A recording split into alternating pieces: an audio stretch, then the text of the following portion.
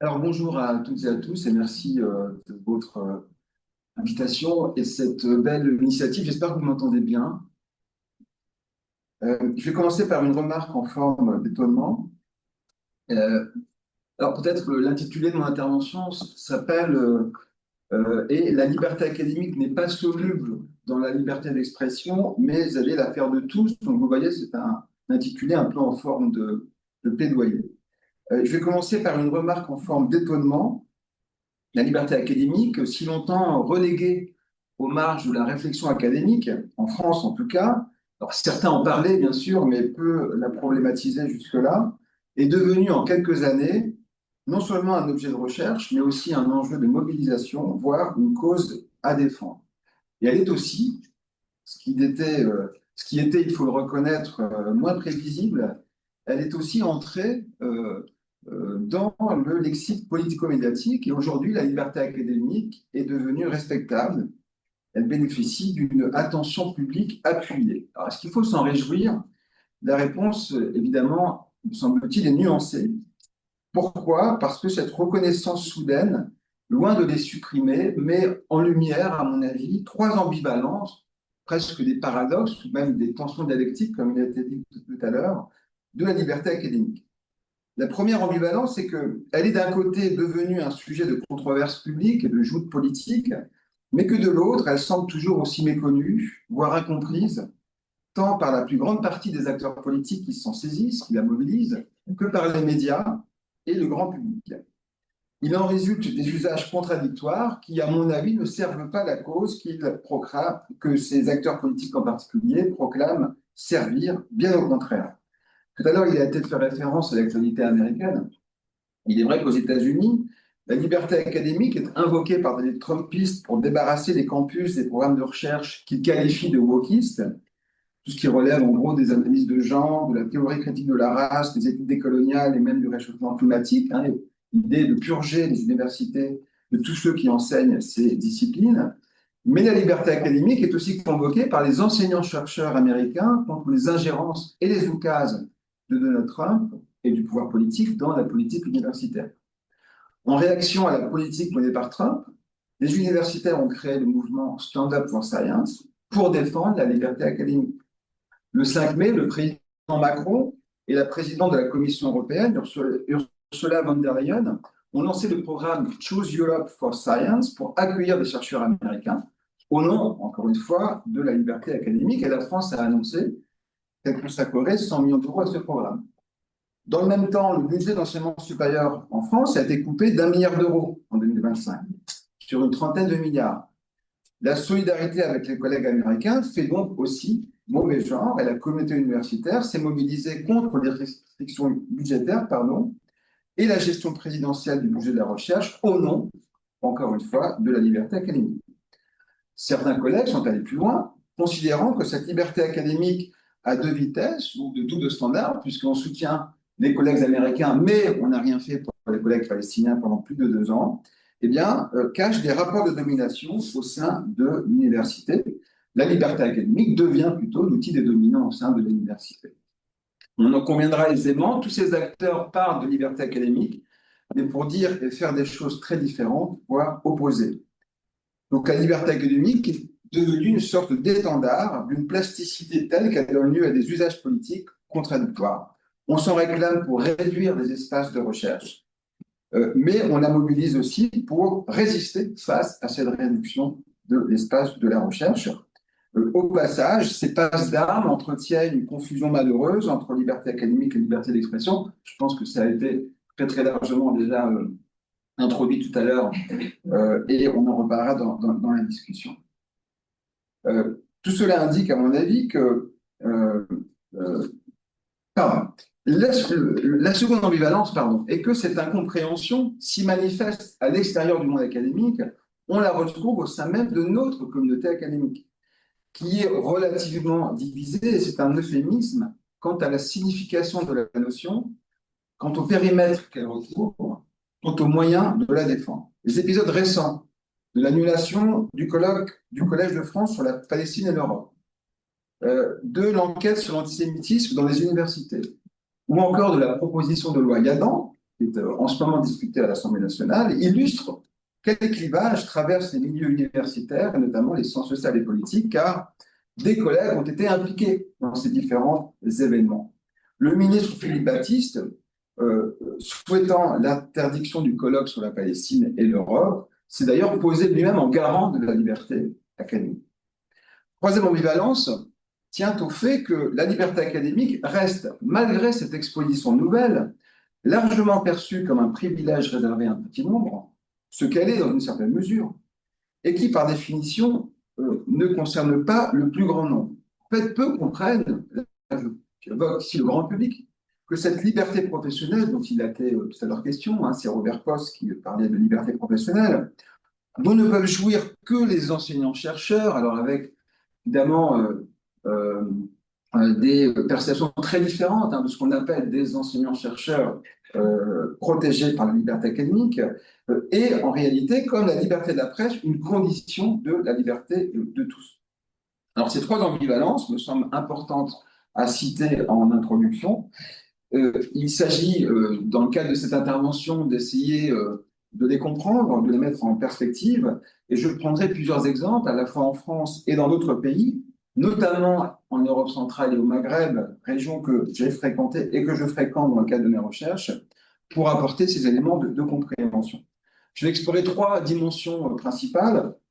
D'abord, revenir sur la difficulté à formuler une définition consensuelle de la liberté académique. Ensuite, explorer la diversité des atteintes et des menaces qui pèsent sur la liberté académique. Et enfin, terminer par évoquer les différentes perceptions de ces atteintes dans le temps et dans l'espace. Je ne sais pas si la liberté académique est une coque d'escargot, peut-être est-elle plutôt une peau de caméléon, puisqu'elle prend une forme très différente en fonction du contexte. Donc d'abord, qu'est-ce que la liberté académique? Ce serait évidemment bien présomptueux hein, de répondre directement et doctement à cette question. Plus intéressant, à mon avis, puisqu'en plus cette session est une séance d'introduction, de souligner ici la variété des approches et des définitions, diversité qui est liée à l'histoire, à une histoire qui est composite, plurielle de la liberté académique. Il faudrait remonter au moins au Moyen-Âge, aux premières universités, qui dépendent alors de l'Église, mais qui bénéficient d'une autonomie juridique pour évoquer la libertas scholastica, l'autonomie intellectuelle, les privilèges militaires et fiscaux dont bénéficient les universités, et la notion de franchise universitaire, hein, qui renvoie au XIIIe siècle et qui pose le principe de l'indépendance juridictionnelle et intellectuelle des universités. Mais il faut véritablement attendre, si on a une perception plus globale, transnationale de la liberté académique, l'émergence de l'université moderne hein, pour en voir poser les bases fondamentales. C'est l'Allemagne, bien évidemment, et merci Quentin d'être revenu sur l'histoire intellectuelle allemande, liberté académique, que toi et mon collègue Jacob Vogel maîtrisent bien davantage que moi, et ils citeront certainement encore von Humboldt dans cette journée, qui, en fondant l'Université moderne de Berlin en 1810, a formulé hein, le concept de liberté de la science, qui s'est plus tard inscrit dans la Constitution de Weimar. Les États-Unis, je l'ai aussi rappelé Quentin, ont contribué à formaliser le concept, notamment dans cette fameuse déclaration de 1915, déclaration de principe sur la liberté académique et la titularisation. Donc la notion est moderne, en tout cas de la liberté académique, est née en Allemagne et a eu un certain succès aux États-Unis sous la forme de cette expression American Freedom, deux pays où elle se formule plutôt au singulier, alors qu'en France, elle s'est très très longtemps dite au pluriel. Mais il ne faut pas sous-estimer le moment dans lequel nous sommes aujourd'hui plongés, qui est un moment de globalisation de la liberté académique, à la fois de ses atteintes et de ses défenses, qui très certainement produit un mécanisme de lissage de la notion, de standardisation en quelque sorte de la conception qu'on se fait de la liberté académique, si bien qu'aujourd'hui on peut tout de même repérer quelques éléments qui font consensus un peu partout, même s'il y a encore évidemment des nuances importantes. Disons que la liberté académique est globalement, il me semble, hein, considérée comme une liberté plurielle. Certes, on l'a dit de plus en plus au singulier, on parle en France de liberté académique et non pas des libertés académiques. Par exemple, je fais partie de l'OALA, qui est l'Observatoire des atteintes à la liberté académique, qui est une émanation de deux associations professionnelles, sciences politiques et sociologie. Et l'OALA ne s'appelle pas l'Observatoire des atteintes aux libertés académiques, mais à la liberté académique, pour coller en quelque sorte à cette définition désormais internationale de la liberté académique.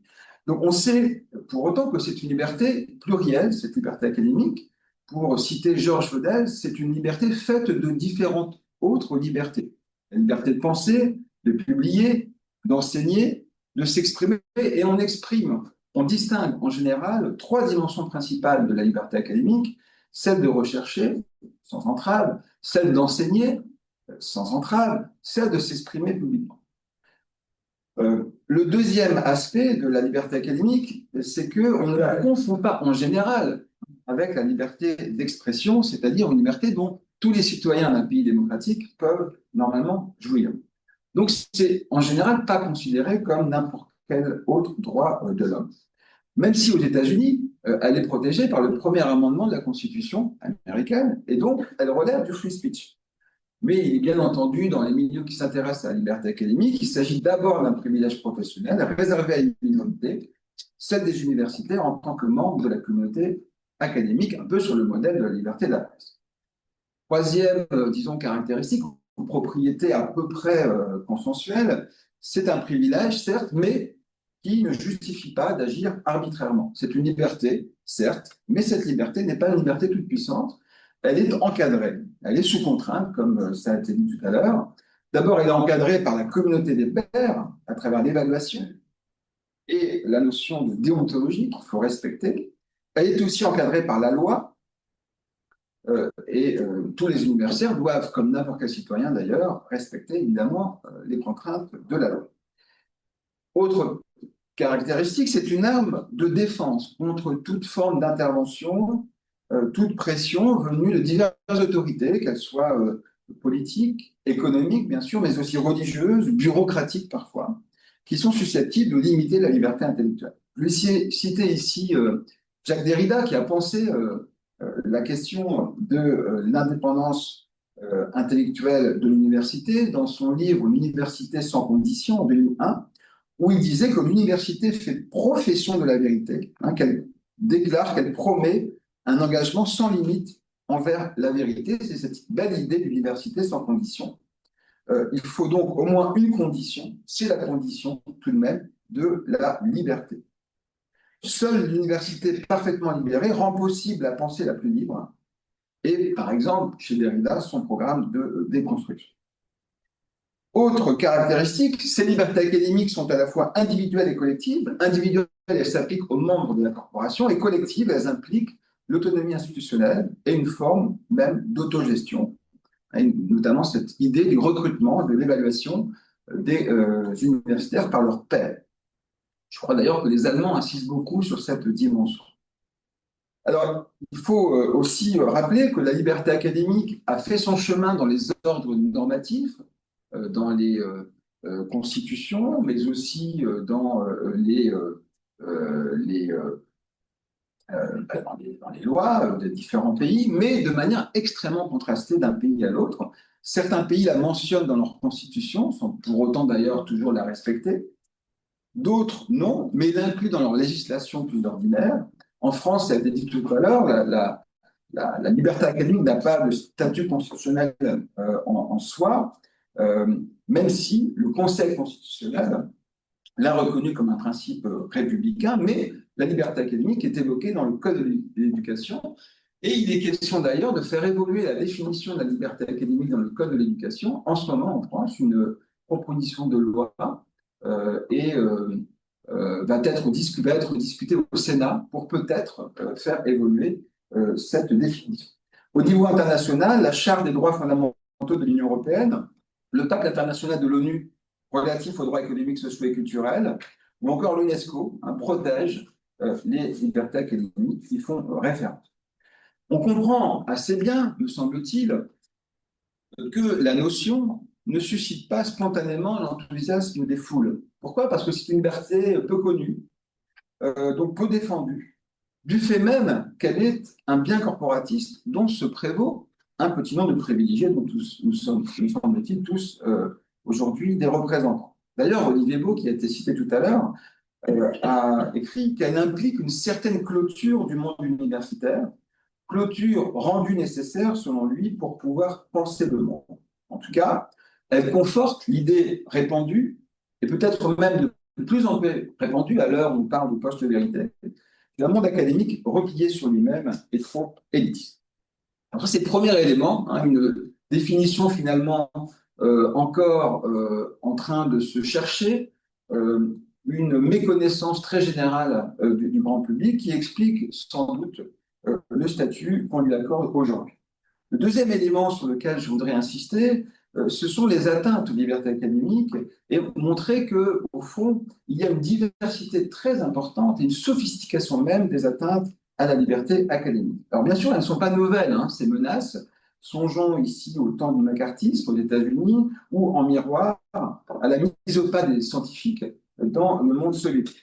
Mais vues de 2026 ou de 2025, les attaques contre la liberté académique sont un phénomène à la fois croissant et mondial, qui plus est, qui transcende les frontières entre régimes autoritaires et démocratiques. Le dernier indice de liberté académique que vous avez évoqué tout à l'heure montre que 2 citoyens sur 3 vivent aujourd'hui dans un pays où elle n'est pas protégée. Et ce rapport était de 1 sur 2 il y a une vingtaine d'années. Certaines des situations les plus préoccupantes s'observent dans des écosystèmes scientifiques émergents, la Turquie, le Brésil, l'Égypte, l'Afrique du Sud, l'Arabie Saoudite, l'Argentine. La tendance générale est à la détérioration.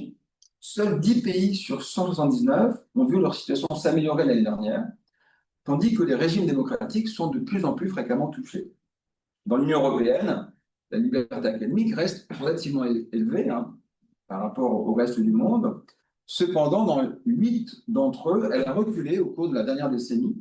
Et la Hongrie affiche au niveau le plus bas des pays de l'UE, se classe parmi les 20 à 30% les plus bas au monde. Alors, il y a cet indice hein, quantitatif qui a tous les mérites d'un indice et en même temps toutes les limites d'un indice global. Il y a d'autres sources aussi qui sont intéressantes. Je voudrais ici citer des travaux extrêmement riches de Scholars at Risk, qui est un réseau, ce n'est pas une association, une fondation en tant que telle, mais qui est un réseau d'abord américain qui s'est étendu à l'échelle du monde et qui procède à une analyse, à une observation en temps réel hein, des atteintes aux libertés académiques. Et en juin 2023 et juin 2024, par exemple, Scholars at Risk avait repéré plusieurs centaines d'attaques contre chercheurs, étudiants et institutions. L'intérêt de ce réseau, c'est qu'il a une approche qualitative plus que quantitative. Et parmi les principales attaques mises en avant l'année dernière, le rapport évoque un phénomène sans précédent dans notre histoire contemporaine. La destruction systématique et achevée d'un système universitaire, celui des Palestiniens à Gaza. On a appelé ça un scolasticide, puisque dès mai 2024, les 12 universités de Gaza avaient été détruites ou partiellement détruites, des milliers d'étudiants avaient été tués, une centaine de professeurs assassinés, dont certains à leur domicile, et les 90 000 étudiants de l'enclave étaient privés de cours dans des conditions normales. Plusieurs milliers d'étudiants gazaouis s'étaient inscrits à des cours à distance, suivaient ces cours quand ils le pouvaient, hein, mais la plupart n'avaient ni maison, ni affaires, ni livres, ni accès à Internet. Beaucoup étaient charges de famille. Les livres des bibliothèques universitaires devenaient des combustibles pour se chauffer pendant l'hiver. Le rapport donc, de Scholars at Risk, à la fois indique une diversité d'atteintes aux libertés académiques, mais met en avant certains éléments qu'il juge particulièrement problématiques. Et ce qui était très intéressant, c'est qu'il soulignait aussi, comme une atteinte à la liberté académique, elle aussi relativement inédite, même si elle n'a pas la même gravité, c'est ce que le rapport appelait l'érosion des normes libérales dans certaines démocraties, notamment aux États-Unis, mais aussi en Suisse, en Italie, en Allemagne et en France, érosion des normes libérales liées à la pénalisation des chercheurs et des étudiants sur les campus, qui, par exemple, défendaient le droit international ou les droits des Palestiniens. Et la répression des mouvements étudiants, par exemple, était considérée comme une atteinte aux libertés académiques ou au moins aux libertés d'expression des études.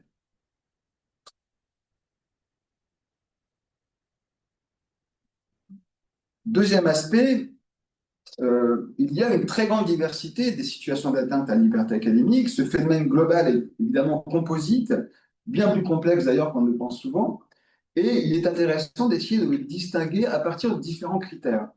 Le premier critère le plus utilisé, le plus fréquemment retenu, tient à la nature de l'atteinte. Et on distingue en général des motivations d'ordre idéologique ou politique, principalement d'ailleurs d'origine étatique, notamment dans les régimes autoritaires, mais de plus en plus souvent, me semble-t-il, dans les démocraties. Il y a ensuite les menaces d'ordre plutôt économique, plus insidieuses, qu'on retrouve à peu près partout. Hein. On parle alors des effets du néolibéralisme, du management public, de la recherche sur projet, qui en fait grignotent les espaces d'autonomie intellectuelle. Il est intéressant de voir que dans certains cas, ces menaces vont de pair et se combinent, qui produisent ainsi des effets doublement, voire triplement privés. Je donne ici très rapidement l'exemple de l'Europe centrale sur lequel j'ai travaillé.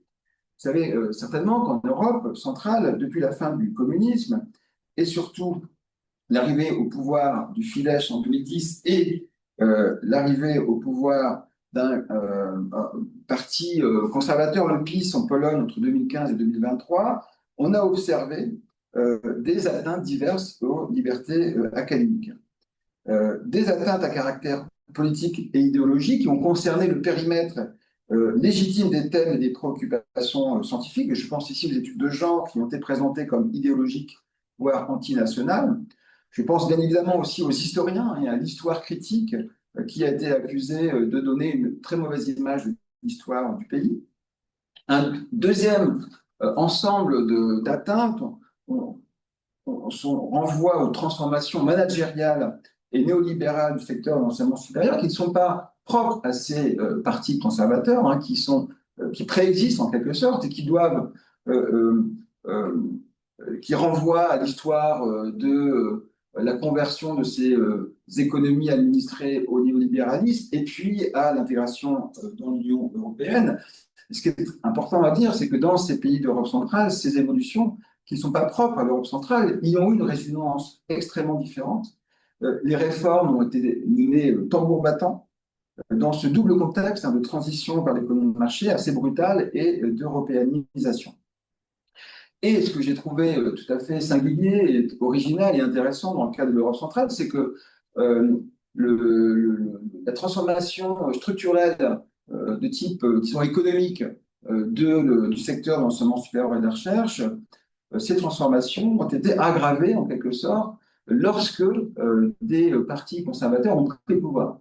Et au fond, ces partis conservateurs ont à la fois développé des logiques illibérales. Vous avez évoqué tout à l'heure l'éviction de l'Université d'Europe centrale de Budapest vers Vienne, tout en adoptant des réformes managériales dans la recherche et l'enseignement supérieur au nom de la modernisation et de la compétitivité. Et par exemple, en Hongrie, le pouvoir d'Orban ne s'est pas contenté justement d'attaquer l'Université d'Europe centrale. Il a aussi à la fois privatisé les universités et disloqué l'Académie des sciences au nom de la compétitivité, au nom de la mise à niveau, si vous voulez, de la recherche hongroise, mise à niveau européen et mondial. Mais ce faisant, il a renforcé le contrôle politique. Par exemple, l'Académie des sciences, qui est devenue en fait une sorte de réseau de recherche fondé uniquement sur la recherche sur projet, en réalité finance des instituts dont les préoccupations de recherche, dont les axes sont conformes à l'idéologie au pouvoir, hein, par le biais du financement et par le biais justement de la sélection des appels à projets. Donc, vous voyez un premier critère qui renvoie à la nature des attaques menées contre la liberté académique, dont on voit que c'est souvent plus complexe hein, que tout simplement distinguer de manière trop étroite des attaques de type idéologique ou économique. Le second critère serait un critère d'outils mobilisés. Hein, parfois, ce sont des pressions, des intimidations politiques. Parfois, c'est de l'ordre de la politique publique.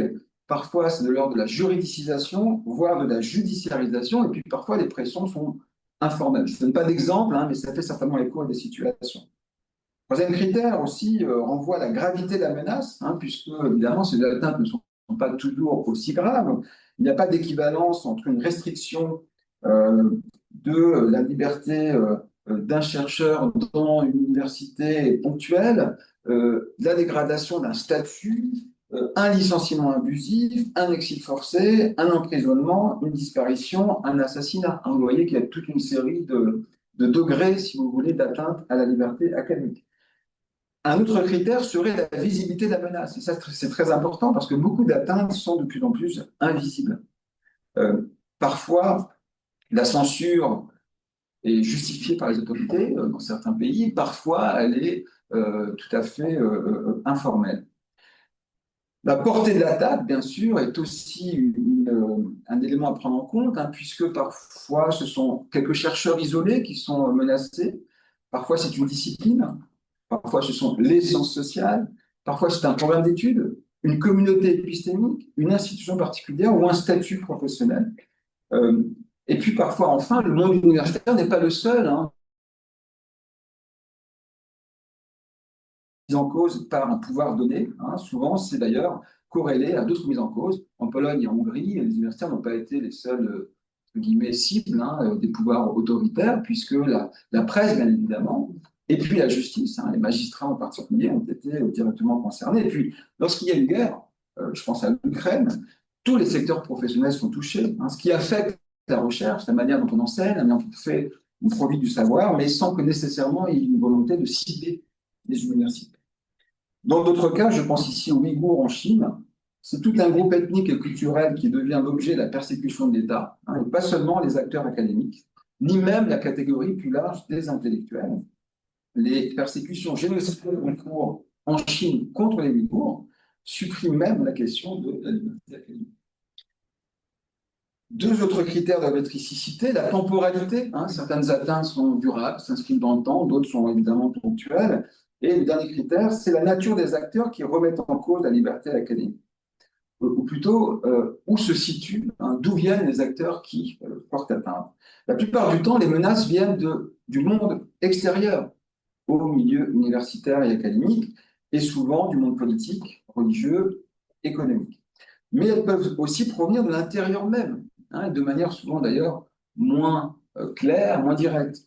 On pense ici classiquement aux menaces que parfois représentent des minorités militantes dans les universités, bien sûr, mais aussi au comportement autoritaire de certaines directions universitaires, de certaines présidences d'universités, très souvent contraints, sous pression, du fait de liens politiques, mais surtout économiques, hein, avec leur environnement immédiat. On peut ici faire référence aux pratiques de prédation académique de certains de nos collègues qui permettent à certains d'accaparer indûment des ressources au détriment de leurs collègues peut-être plus vertueux. Hein, c'est des logiques qui existent. En République tchèque, par exemple, une association qui, pendant très longtemps, a travaillé pour défendre le budget d'enseignement supérieur en République tchèque, une fois son combat terminé, a transformé son mode d'action pour faire la chasse aux collègues prédateurs, qui en réalité transformaient le fonctionnement au quotidien de l'univers de la recherche en République tchèque, puisque en fait, les salaires dépendaient des publications. Donc, plus vous aviez des publications, plus vous aviez des points, et plus votre salaire individuel et l'institut dans lequel vous travaillez obtenaient des gratifications. Donc, c'était la course au point. En Pologne, on appelle ça la punktoza, un peu comme une maladie, si vous voulez, de la course au point. Et donc, ça transforme aussi de manière insidieuse et mieux universitaire au détriment de ceux qui veulent pratiquer une slow science, peut-être, ou en tout cas une forme de science qui est respectueuse de la déontologie. On voit donc qu'il y a une très très forte diversité, à la fois dans l'espace, mais aussi dans le temps. Hein. Je ne suis pas revenu sur l'histoire des atteintes de liberté académique. Et cette diversité, me semble-t-il, permet de comprendre pourquoi ces atteintes sont méconnues, parfois invisibles, pourquoi la liberté académique est si peu soutenue. Il est souvent difficile de repérer une intention, d'identifier des responsables et même de mesurer les effets concrets. Et troisième point, qui découle de ces deux derniers, c'est bien évidemment la diversité des perceptions de ce qu'est la liberté académique a des effets sur la diversité des perceptions de ce qu'est une menace contre la liberté académique. On voit bien, justement, que la perception des menaces peut diverger dans le temps et dans l'espace. Et là encore, il y a de très fortes différences entre les pays, bien évidemment, mais aussi à l'intérieur même d'une même société, dans la manière dont une situation donnée est perçue ou non comme une menace à la liberté académique. Euh, Trois exemples très rapides. Le premier concerne la nature et le degré d'implication de l'État dans l'enseignement supérieur à la recherche. Dans de nombreux pays, on a vu se démultiplier des débats sur l'autonomie des universités. Pour certains, cette autonomie des universités est une condition sine qua non. Ah oui, j'en arrive à 30 minutes. Excusez-moi. Tout à fait. Donc, je vais réduire ce que je voulais dire. Simplement en faisant des bullet points et en entrant dans les discussions. Ce que je voulais simplement dire, c'est que la question de degré d'autonomie des universités par rapport à l'État et par rapport au marché, en fait, cette question n'est pas réglée, elle n'est pas résolue et elle se pose dans diverses sociétés.